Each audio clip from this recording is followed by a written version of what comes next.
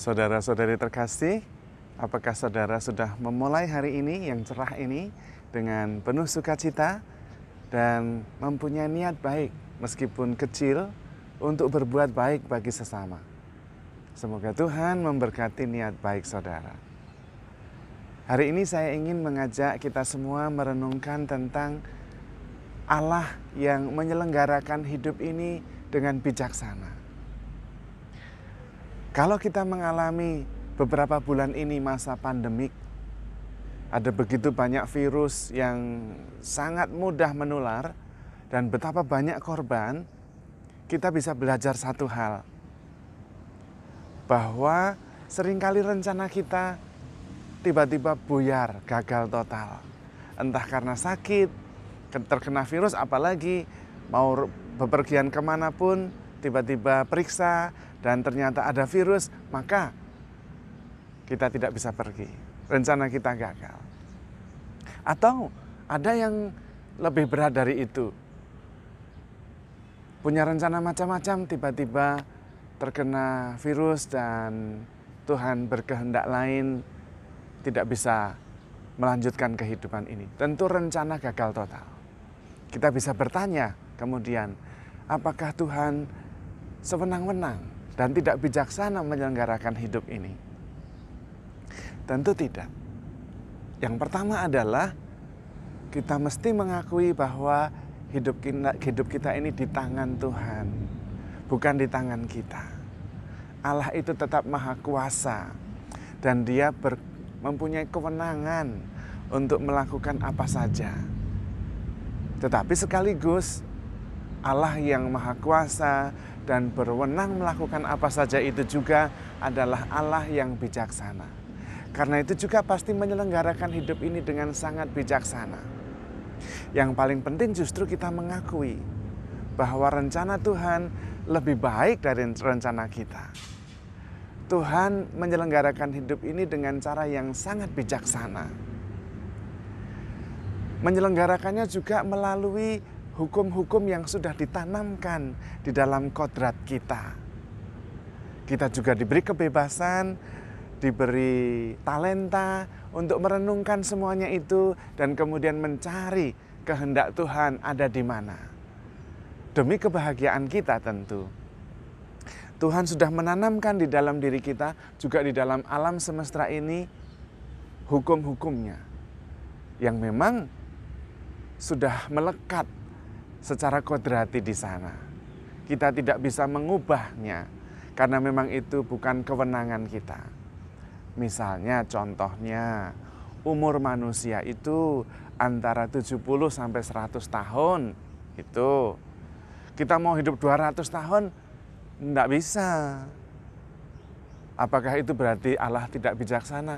Bijaksana, sudah menempatkan batas-batas secara kodrati.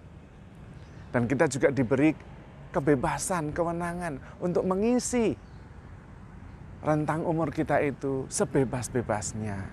Tetapi juga menanamkan kebaikan di hati kita. Supaya kita bisa menggunakan kebebasan untuk mencintai Tuhan, mencintai sesama, dan mencintai alam. Itu maksudnya, menyelenggarakan hidup ini secara bijaksana.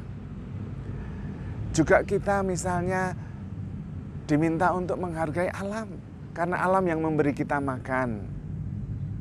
Dan kita diminta juga memberikan diri sepenuhnya, karena dengan cara itulah kita menemukan makna hidup kita. Sudah ditanamkan di dalam diri kita itu. Maka di dalam hidup kita ini ada macam-macam warna. Ada derita, ada tantangan yang membuat kita hidup merasa berat.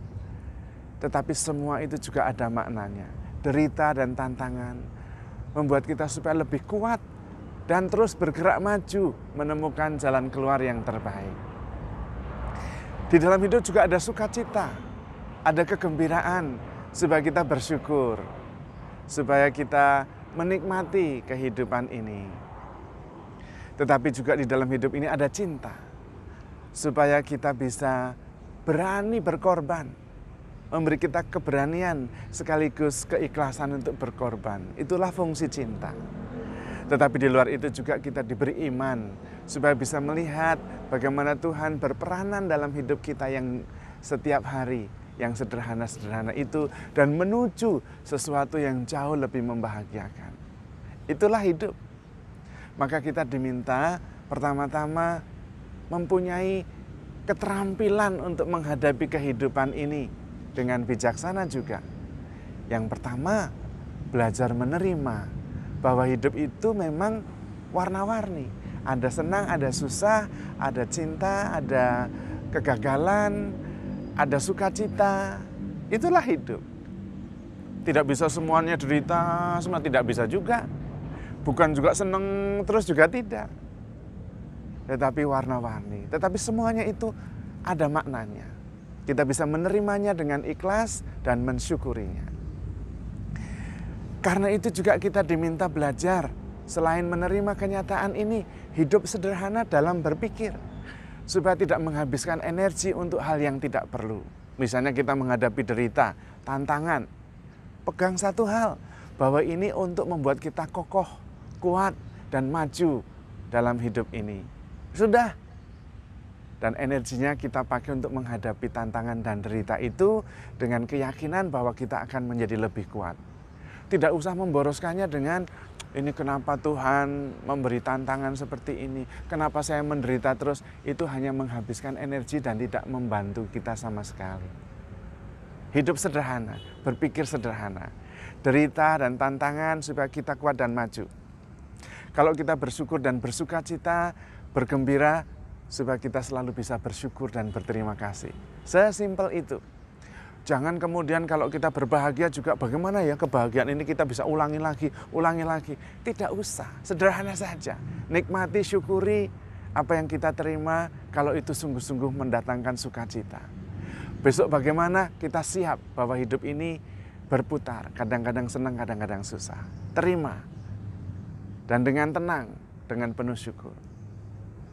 Dalam mengasihi harus kepada semuanya. Dan hidup harus dipenuhi hati kita dengan kasih itu.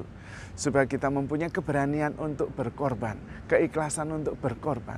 Karena disitulah makna hidup kita ditentukan. Dan Tuhan sudah memberi contoh kepada kita. Dia sendiri adalah Allah yang menjadi manusia dan mengorbankan diri. Itulah kehidupan manusia. Untuk itu kita diciptakan. Memuji, memuliakan Tuhan, memberikan diri sepenuhnya. Alam sudah memberi contoh bagi kita. Alam itu tidak ada yang sia-sia. Bahkan ketika pohon itu mati, dia kemudian membusuk, tetapi kemudian menjadi pupuk bagi alam semesta. Hidup dan mati kita itu juga berarti.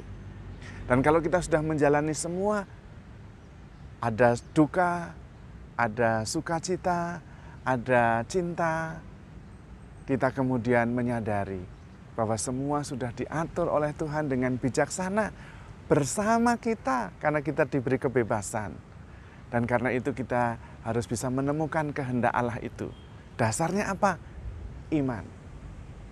Dan kalau semuanya sudah terjadi, sudah kita menghayati hidup dengan penuh syukur, sukacita, derita sebagai kesempatan untuk maju dan lebih kuat. Apakah kemudian akan berakhir dengan kesia-siaan, dengan kematian? Tidak. Di sini iman berperanan. Hidup kita tidak berakhir dengan kematian, tetapi berakhir dengan kebangkitan. Dan itu bukan mimpi, karena Tuhan sudah membuktikannya. Kebangkitan adalah sebuah puncak dari seluruh kehidupan kita yang merupakan anugerah Allah yang luar biasa ini. Maka kita diminta hidup berdasarkan iman, hidup berdasarkan kasih, dan hidup dengan sederhana. Menempatkannya pada posisi masing-masing. Bahwa Allah menyelenggarakan hidup ini dengan bijaksana. Bahkan derita itu merupakan kesempatan bagi kita untuk bertumbuh dan menjadi lebih kuat. Sehingga derita kita tidak putus asa, bersukacita kita tidak lupa, tetap bersyukur, dalam mengasihi membuat kita lebih berarti, bersedia untuk terus mau dengan keberanian mengorbankan diri bagi sesama. Dan di dasar semua itu adalah iman bahwa Allah menyelenggarakan hidup kita ini dengan bijaksana. Tetap Allah yang mempunyai kuasa. Maka kalau ada rencana yang gagal, entah karena pandemi, entah karena sakit, entah karena hal-hal yang lain, percaya saja bahwa segalanya akan berakhir dengan kemenangan, dengan keindahan. Karena Tuhan menyelenggarakan hidup kita dengan sangat bijaksana. Karena itu kita tidak perlu berduka cita sampai berlarut-larut.